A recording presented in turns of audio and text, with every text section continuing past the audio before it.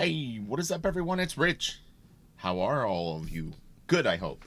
All right, I apologize for the slowdown in videos, but I think people that follow my YouTube channel know that I'm kind of like I'm going from kind of one thing to the next. I'm preparing for Blaster Kid, and I have to get all my ducks in a row. I'm finishing Crystal Planet right now. I have like 50 pages left. 75 are done, which is exciting. I have to ink issue 3, but the pencils are basically finished, which is exciting.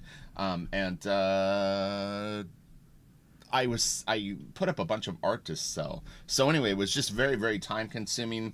I know Kelsey is very busy, so we both would like to apologize for the lack of super fun Sundays. Obviously, he had to deal with Hurricane Ida, although he did actually.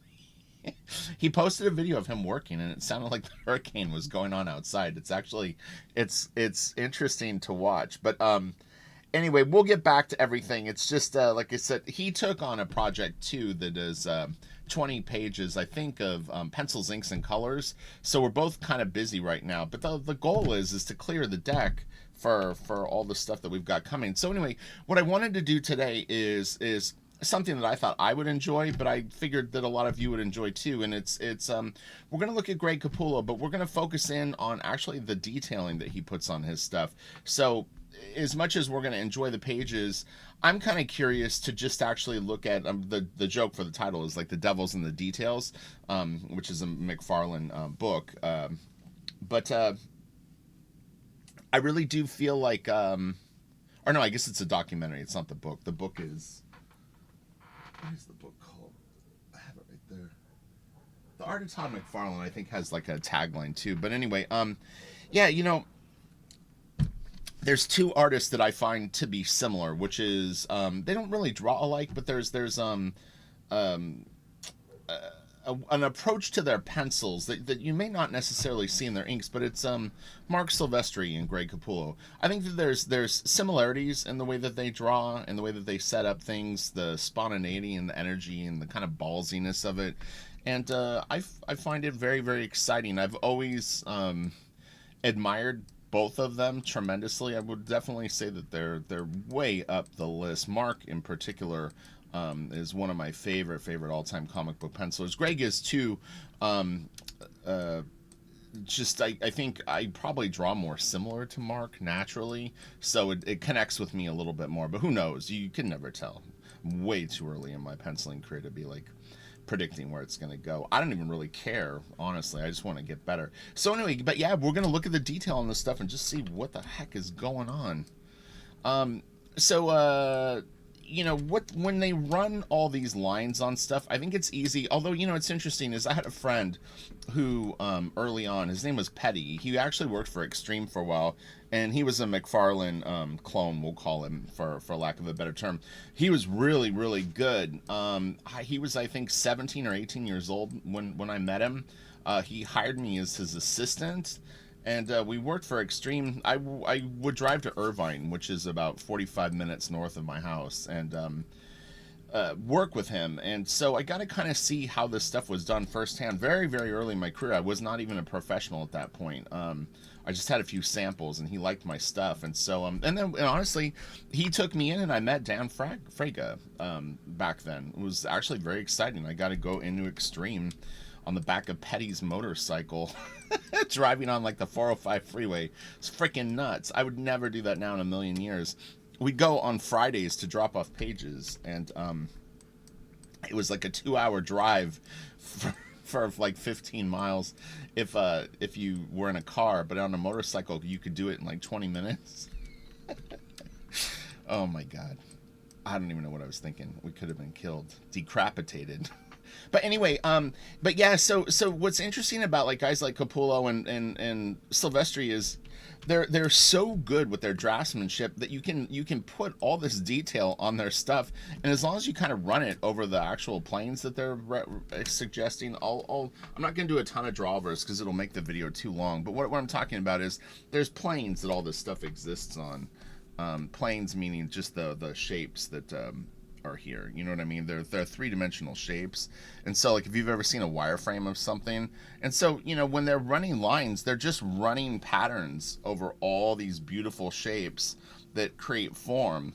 And so the thing is as long as you have your core shapes in solidly, it can actually withstand a lot of detail that as long as it kind of goes with the shape. Like this is a rounded shape, so they're showing you these forms with the lines.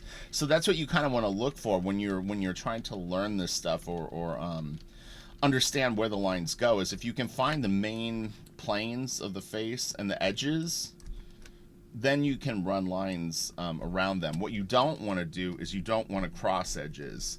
If you see, like, that's a silly example, but my point is this is a plane, this is a plane, this is a plane, this is a plane, this is a plane. And when you ignore the core, what would you call it, like the core volume of a shape, then you're fucking it up. There's a volume to this piece of skin, you know, it's got that to it. So anyway, I don't need to point it out anymore. Let's get to this. Lots of great interior pages and interesting stuff. Capullo in particular is just incredible with layouts. I mean, it was weird is there was a point where I stopped collecting Spawn, and I actually kind of reverse engineered exactly when it was. And when I kind of stopped collecting it was when I was hired professionally. And I think what it was is at that point I'm in the hot seat, you know, I'm obligated to do jobs and stuff like that. And so I never really understood why I stopped collecting the book, because it was still really good. Yeah, the dates sync up, where it was a few months in my professional career. I wasn't going to the comic book store as much, and so I missed out on a lot of really, really good, like, later issues of Spawn because of it, which is unfortunate, because I really do like the look of the book. This is great. Man, there's a salmon. Okay, so we're kind of going out of order. It's not a huge deal. The thing is just to enjoy the layouts and the overall drawings and stuff like that. But you can see, I mean, his stuff is high contrast. It's very, very compositionally exciting to look at. Like, his layouts are always really, really cool. And then he just blasts it with this great detail. I know this is kind of a Patreon request. I had a couple of people interested in me doing some inking demos over, if I could find it, Greg Capullo pencils from Spawn. I don't really have access to that stuff, so if anyone can lead me to a link. I didn't really look on Google yet. I've seen there's not a lot of Spawn Capullo original art that's out there for sale, or has been for sale, as far as I could tell. And so the idea of finding actually a scan of the pencils or a photocopy of the pencils becomes even more difficult within that. This is Danny Miki inks, by the way, in case people are wondering. Fantastic inker, very, very cool guy. I never had met Danny until I met RT Bear, Danny, Norm Ratman, and Victor Olazaba. We all did a inking panel up at Long Beach Comic Con, and I got to meet all those guys. I had known Victor, but I had never met Art, I had never met Danny, and I had never met Norm in person, and it was fucking awesome. All those guys are legends to me, okay? Like, even though I'm a professional, those guys were the dudes that when I was collecting comic books, you know, you aspire to be. You see R.T. Bear inking something, or you see Norm Ratman or Danny Miki, and you're just like, man, these guys are awesome. And they did so many books that I liked. You know? It's like Scott Williams, Alex Garner. I mean, I ended up meeting those guys through Wildstorm, but man, this is great. See, but this kind of has like a Silvestri vibe, you know? I know I'm not pointing out anything that people that are fans of both artists know, so it's not like this is some... I'm not revealing some big revelation, but, you know, Kelsey and I both really enjoy this kind of look on art, which is like the Silvestri, Dan Green era, Wolverine or X-Men. The Wolverine stuff is a little more advanced than the X-Men stuff, but the X-Men run is very, very good, and it's really kind of actually quite interesting to see Mark's evolution on that book. But with Capullo, you see it on Spawn. His first few issues of Spawn are really nicely drawn, but they don't really capture the McFarlane kind of pizzazz, we'll call it, like that energy and that sort of just aggressive, reckless abandon. But boy, when Greg got it, man, he just ran with it and did it incredibly well. So good. Another artist that I know people were really excited when I did a video of, and it is still up on YouTube, is Angel Medina. People really enjoyed the Angel Medina Spawn video that I did. So if you like this kind of art, look, search that on my channel, and you'll have a lot of fun looking at that work. I actually want to go back and look at more of his stuff because he is really, really good. This is great. Man, what a great page. It's just incredible. The thing is this is a detailed panel, but it's not like, this is doable. Like if I was inking this page, I could ink this panel in probably, I don't know, 2 hours. Yeah, I don't know, 1, 2, yeah, probably 2 hours, maybe 2.5. That's not terrible for as much bang for the buck as you get, because really it's like you could go in with a brush or some kind of marker pen or whatever you use to spot larger blacks and do some of this detail, and then you're not rendering really that much. I mean, there is detail on it, but at the same time it's not like Chris Bachlo is an example. So I worked with Chris Bachlo for about 3 years, and Chris would halo a lot of stuff. So what you would end up getting is there would be these areas that were very dense. He would have objects like this and just a field of them. They're, say they were rocks and they were going everywhere. So you would go in and you would ink all the rocks, and then he would have a halo around every single thing. And now all of a sudden you're dealing with a lot of minutia, which is when you have to go, and obviously digitally you could do it with a paint bucket tool, but if you're doing it traditionally, now all of a sudden you're dealing with all these little puzzle pieces in between everything, and that's very, very time consuming. And it kind of feels like you're inking the same area sometimes 2-3 times just to fill up space. This work doesn't seem to have that as much, where I mean, I could do a panel like this in probably like 20 minutes, 20 or 30 minutes. It would go real fast. Not, and the thing is I mean, I'm looking at it on the computer screen. When you get down and dirty and do it at maybe an hour, my calibration in my head is a panel like this will take about an hour. If it takes less, I just look at it as I'm moving faster through my day than I anticipated. This is what I'm talking about, inking other people. But I mean, I think I could do a page like this without filling in all the blacks. I could definitely do it in probably 6 hours, and then filling in the blacks maybe another 2. So in like an 8-hour day, I think that's respectable. Because people ask, I mean, in particular, if you work on detailed work, it's a very, very common question, is how long did that take? And I think when you get to the point where you're spending a lot of time on your things, the question can rub you the wrong way, because I think that it feels a little bit like the assumption is, well, if I spend 30 hours on a piece, that I might potentially be able to like get it to that level. You still have to have the experience and the knowledge to take it to a high level. 30 hours, if you really don't understand how to draw, I mean, you could fill a page with a lot of detail, but it might not work well. It just depends. The stuff is nuts. Danny is crazy. And see, and this is the thing too, is Danny Miki, from what I understand, is actually incredibly fast. So that's funny. It's like these guys are great. Mark, one of my favorite sort of goons that Mark Silvestri did was in the Darkness, the mobsters, like in the first issue, the guy that's like on the toilet, like they're so great looking. But like I said, there's a similarity that these guys have. I would love to see a panel with Mark and Greg where they talk about drawing. Mark never wants to talk about drawing, sadly. I've touched on that in other videos. This stuff is great too, man. These little figures are awesome. Yeah, Mark only wants to talk about company stuff. He never talks about drawing. Damn you, Mark. Greg does though. I have a hunch that Greg is going to get into teaching. He's going to do some sort of. He's already kind of mentioned it, but I have a feeling that he saw Scott Snyder doing whatever, like the writing courses or whatever he's doing, and I could see Greg. Because the thing is it's like you do it once, you make the videos, and then you can just sell them for ad nauseum, and you know, they'd be great. I would definitely check that shit out.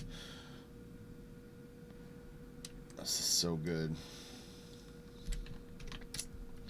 Yeah, we live in a really amazing time. You know, there's you know, I talk about it on Patreon, and one of the real crux of I think learning for people now is the fact that and it's been like this for a long time, is the overabundance of actual art education, and I think the ability to look at art constantly kind of overwhelms people. It can give like artists naturally have things like identity crisis and you know, procrastination and self doubt and all these kind of weird things that sort of pop up as you're exposing yourself with art.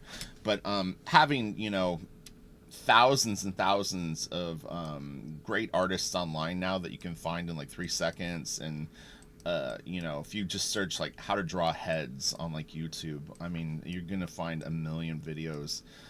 It can be confusing and overwhelming. So one of the goals of my Patreon is to help people settle down and get on a course that's going to be for them, you know. So this is great. So these scans are a little pixely. They were probably converted to bitmap for color. I mean, not probably, they were, but sometimes when books print, it's not as noticeable, and sometimes it is. But I did notice that these scans all look kind of like how my stuff over David Finch translated, which is you know, it looks fine in the comic book. It's a little disappointing though, like if you see like a black and white scan and you zoom in, and I'm not talking about Danny's stuff, I'm talking about mine in particular. I always felt that like David wasn't really seeing my true inks because everything was so pixely when I would turn it in. So it's kind of frustrating, but you know, again, it prints fine because we're zoomed in right now, way bigger than you would look at a comic book page. This is great. Such energy. I love the way that he handles folds. It's like he knows where the tension point is. Let me grab a color we can see. You know, like it's wrapping around the thing and it's being pulled by the you know, the armpit, and it's just good shit.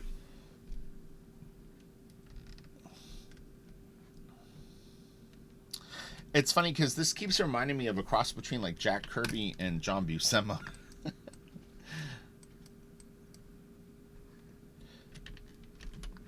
So we're going to look at two books. I think I have issue 82 and 85, and they looked pretty chock full of awesome. So, and you know, the thing is Greg can do really great quiet scenes too. There's a few in particular here with like Wanda and I think the kid and stuff like that, and they're really nice. A nice fist of rage. I love actually how Danny did these lines so loose. It looks like maybe a few are like French curved, and then, you know, he hits just a few with these really beautiful kind of more organic strokes, and it blends it in nicely.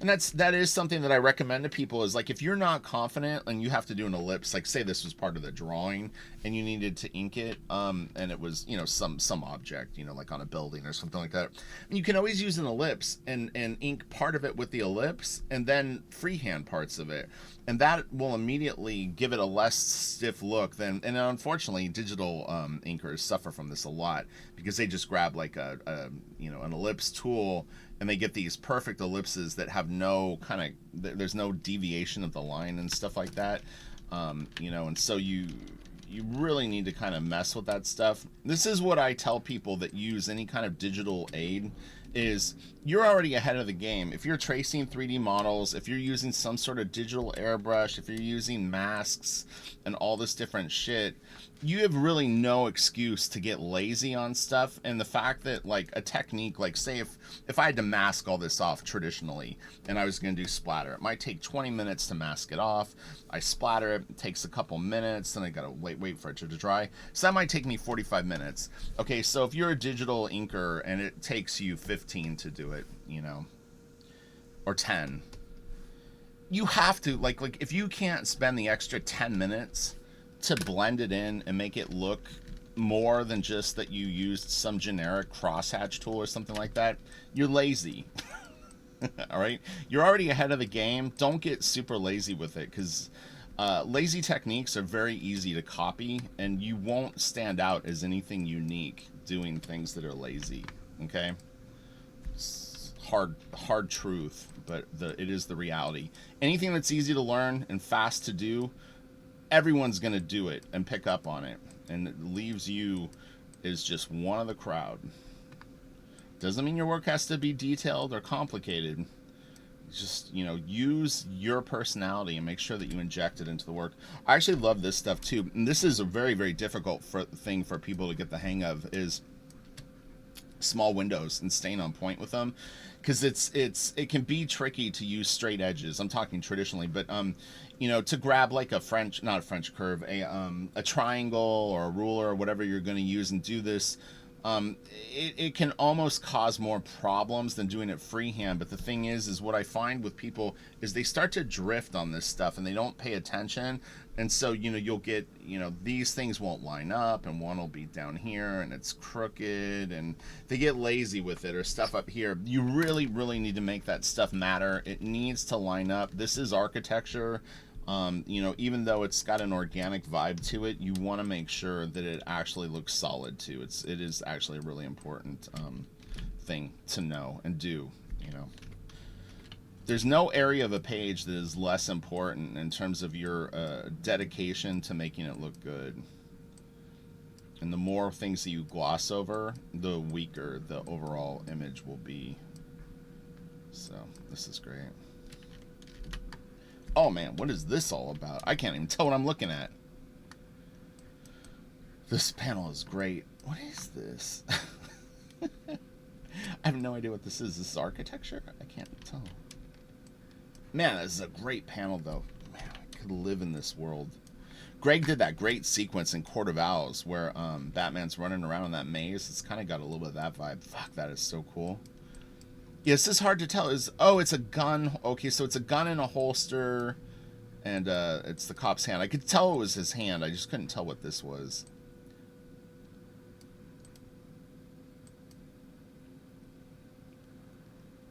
This is great too. This stuff is hard for me right now, as I'm not really good at like lighting faces.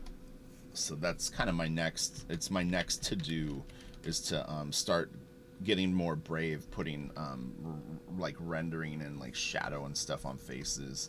This doesn't seem to fit my style currently, like on Crystal Planet I'm talking about. And so it's tough, because I'll put it in and it's accurate, I suppose, but yeah, it just doesn't seem to fit the vibe. And maybe it's the story and just my vision of what I think the story would look like. So this is great. Look at this freaking panel. This stuff used to kill me with Todd too, how creative he would be with the shots. Like, I don't even know if this makes sense, like if you actually worked it out. I think it does though, actually. I mean, in terms of you could put the camera down here underneath the stick shift and be looking up at him. But man, it's creative. This is great too.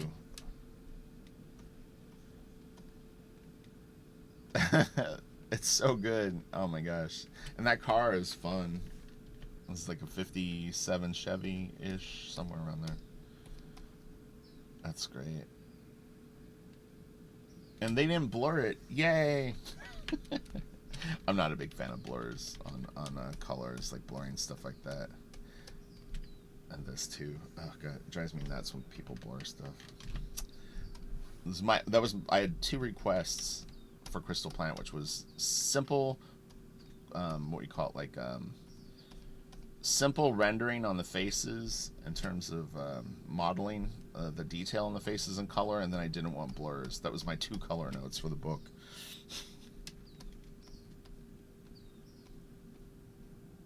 Ah, it's so good. This is great too. That is really interesting. This is like got a really creepy vibe. It's kind of Bisley-ish. I was trying to figure out what it is. It's like these bats are so hysterical. They're great looking though. Man, this is cool. Oh, this is a fun video. I'm kind of glad I did this. This is a good warm up for the morning. This is nice too.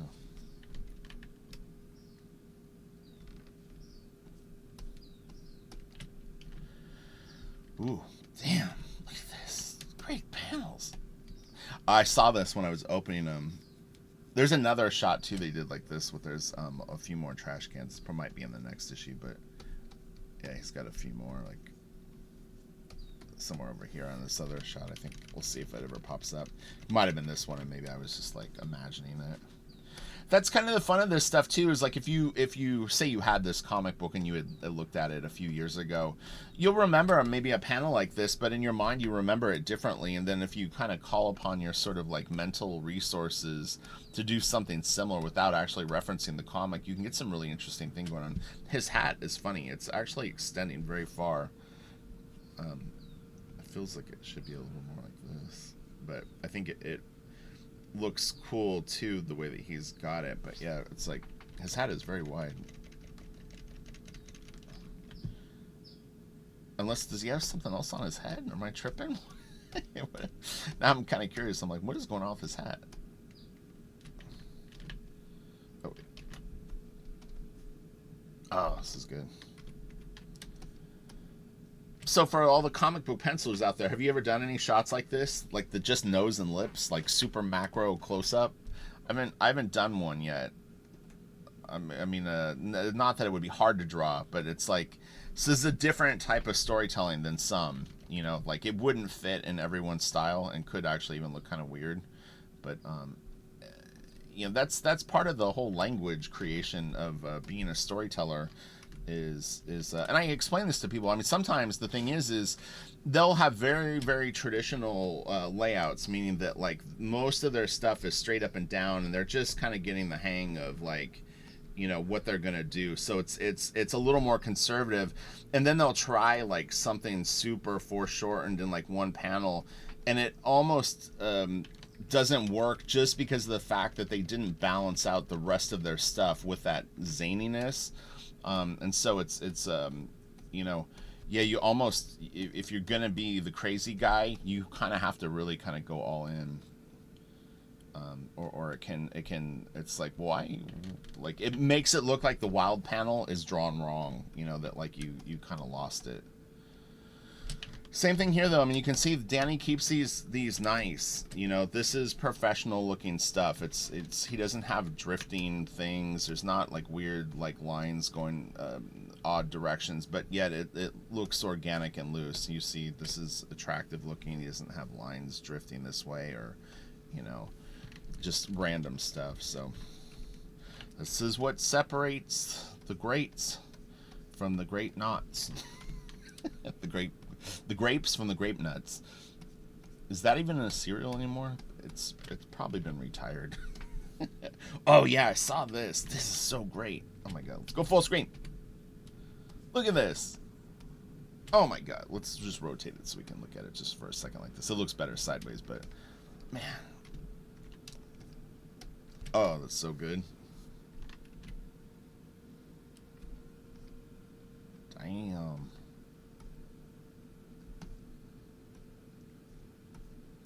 Hell to the Yaza. If you're looking at this on a big screen like I am, oh my god, this looks so good. Alright, so let's put it back sideways just to enjoy sort of the weirdness of it. This is great too, man. This lampost's got a lot of love.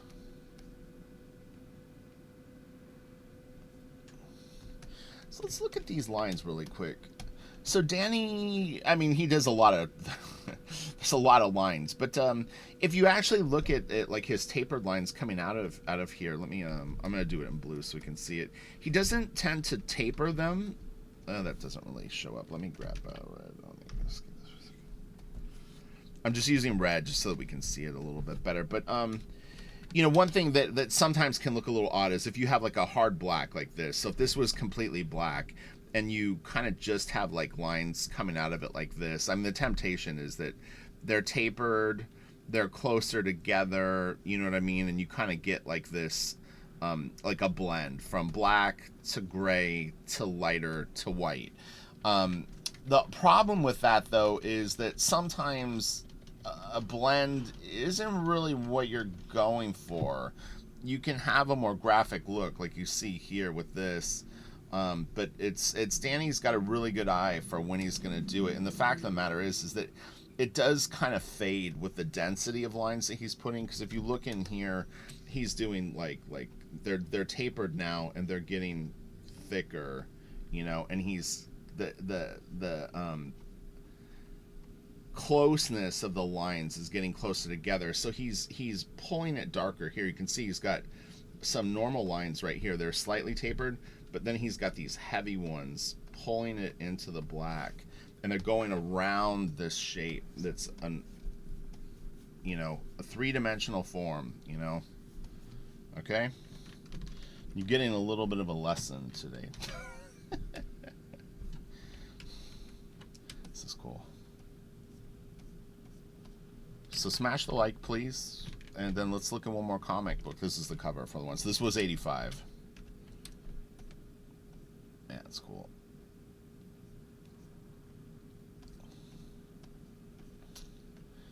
Chains. The chains are on. I love too that he doesn't just do all like sideways chains. You know, he starts to turn them. But those are just simple shapes, you know. I mean, essentially what he's got is just blocks, you know. I mean, you start to carve those out and you can really put them at really any angle you want, you know. And it really makes it interesting, a little more interesting than, you know, side view, front view, or whatever you want to call it. So those simple shapes, like a cigarette, you know, like a cigarette box, is a chain link. It's just not been, you know, carved out, so this stuff can help. And the thing is if you can draw your cigarette boxes at a lot of different angles, you're gonna have a lot of, you know, fun chain directions. The chains are on. All right, newscasters, boring. No, I'm just kidding. I remember when I was collecting Spawn, though, when I would turn the page and see Todd head this direction. It was challenging for me as someone with ADD, attention deficit disorder. I don't think I really have it, but I think I do to some extent, too. I'm visual. I'm a visual person. I have fantasies of reading lots of books. It's going to be sad because one day I'm going to be an old man and I'm not going to have done it. I'll tell you the story of how it came about. So I had a friend who, they had a beautiful library in their house. I kind of lived at his house on and off for about 8 years as a kid, from about 11 and 12 years old till I was like 21. His dad was a mafiosa. He ran the mafia in San Diego, believe it or not. It's not bullshit.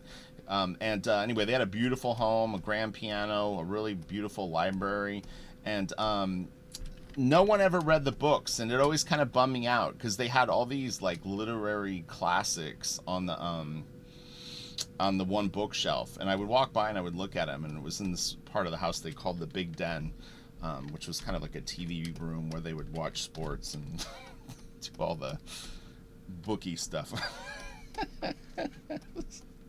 Funny shit. I'll never forget because my parents were divorced, and so my mom knew that I was friends with like the kid who was his son, and she called me one time and she was like kind of asking me about it, and I was like, yeah, everything's fine. It's really funny. But anyway, but yeah, it always kind of bummed me out that no one read those books, and it's always kind of stayed with me that I felt like there was all these amazing stories and information in those books that wasn't being utilized, and it was kind of it made my artistic heart sad. Alright, that is cool too. Fucking Danny, man, he's so good.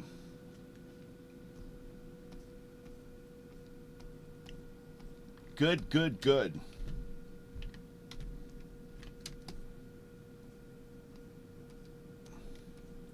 So if you ever mess with me, I'm just gonna tell you, you will sleep with the fishes.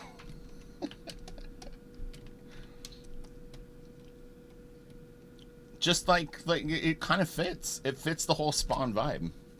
I lived it. It was actually interesting too, as I remember my wife one time, we were watching The Sopranos. She was like, "This is like," I won't say my friend's name. It's like his house, and I was like, "Yeah, you're telling me. I know from the inside what it was like. It was crazy. His dad was so strict too. That was the irony. Is they run a very tight ship." So we were very well behaved kids. It wasn't like a free for all. Oh goodness. Do you see all the interesting stuff that you get in my YouTube videos? It's not just blah blah blah about drawing. It's you get a world view. That's cool. Kind of has that again. It's like a very very detailed version of Silvestri. It was interesting too. Is Mark, as he went along, and Joe Weems was inking him on some of the Marvel stuff that they did later. Like I think when he returned to Hulk, it actually did have a little bit of this kind of look. Like Mark was getting, in particular with Joe, that grit, like hyper grit. It was kind of the post Fathom inking style, because I remember Fathom. This is so cool. This is a very iconic shot. I think Todd did a toy of this, or a statue. Was interesting. I was actually watching a video with Doyle von Wolfenstein or whatever from the Misfits, and he was talking about, or no, it was Jerry Only, and he was talking about that they were doing Misfits toys through McFarlane, and they kind of had a, I don't know if a falling out would be the right word, but they wanted actual like action figures, and Todd was really kind of more into the whole statue thing at the time, and so they didn't really agree on the ultimate finished product for the Misfits dolls, toys, whatever you call them. I actually really want to get the Giger statue that Todd did. It's expensive now, but yeah, I would like to pick that up. It's very very cool. Man, that's a great shot too. Fucking Greg is so good. He is one of those artists that actually could do like a crime noir book with just this kind of stuff and actually make it really really incredible. Like it would be interesting to see. Like he could do like Seven or Fight Club or something like that, and man, it would look great. This is really really cool. Really really beautiful shot. So much to learn from his camera choices. I mean, he really really brought the camera down low here, and it looks fantastic. And this is so cool up here. These might, let me see something real quick. I'm just curious of, these might be easy to, yeah, kind of thought that they might, oops, sorry, I didn't mean to do that. Sometimes these digital reproductions, because of the way that the files are formatted, you can actually kind of go in and remove the color easier. It's one of the reasons, although I hate the look of some of the Marvel reprints of the old stuff, the way that the digital colors are on them. But all I'm doing, just to show you, so that for people at home going like, what did you do? So Control L pulls up levels, or Command L. You're gonna grab the far right eyedropper and then touch it. Well, hold on, I should turn it gray first. So turn the file grayscale. I have a shortcut key. I'm not gonna get into that. You just go into image mode. And then it's a drop down. But anyway, grab that far right eyedropper, and you don't want to touch black. You want to just touch something that's gray. Normally I'll go in actually like analyze the pixels, but anyway, so wait, sorry, let me grab this. All right, and then I'm gonna grab like what I consider a gray pixel, and it will turn everything within that range white. And then if I want to get super anal, all about that ass, I can do this and just maybe grab another lighter gray. You don't want to get too close to a black color, because the thing is then it will destroy the blacks in the piece. So you don't want to get greedy. I mean, this is still way more black and white than what it was. And you know, the other thing you can do at the end, if you really want to get fancy with it, is you can take the dodge tool and have it on highlights. I have it set pretty low right now, but you can kind of bleach it out this way. So anyway, it won't work on everything, but if you ever want to create like a Marvel Essential DIY, your buddy Rich just showed you. And the sad thing is that some of those books actually were probably done this way. Not saying Marvel. I'm just saying that I've seen books that I'm nearly sure that this is what they did. They don't have the original files and stuff like that, so they go like this. But it is a nice way to be able to study the inks a little bit more. I mean, again, these are bitmap files, so they're very, very pixely. In fact, I think I did a video where I shared a image not too long ago that I only had like a high res bitmap of it, and it's I was on yeah, I shared it online. But yeah, I mean it's disappointing because it doesn't really show how pretty your lines are. So I need to wrap this up. Fuck, I went over what I wanted to do. All right, so let's just see if there's another money shot. Oh, this is great.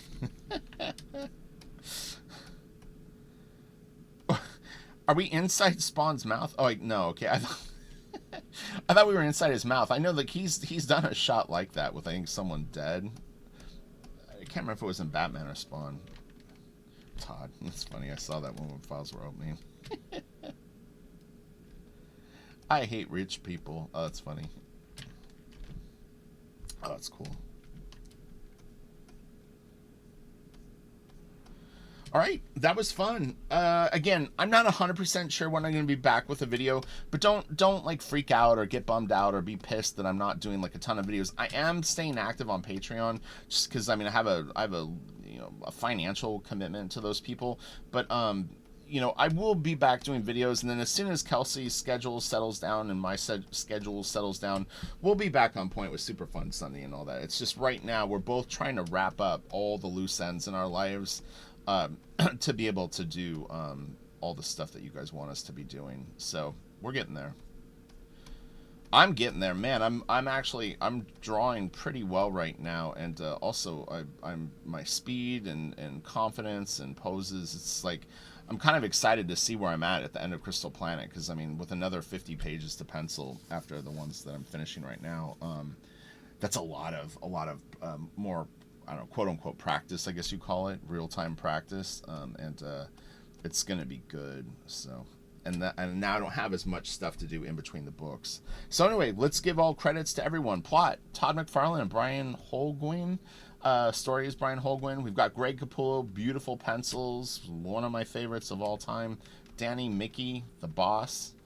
Copy editor and lettering, Tom Orzakowski. And the colors are by Dan Kemp, the amazing Brian Haberlin, and Dave Kemp. All right, dedicated to Philip Ozerski. So, all right, you guys have a great day. I love you all. I'll be back soon. Brent Ash, I worked with him on something. He might. I'm thinking that I work with him now, not directly. I think he works for the company that I work for. Some names get confusing. I'm better with faces. All right, I'll talk to you guys later. Have a good one. Bye.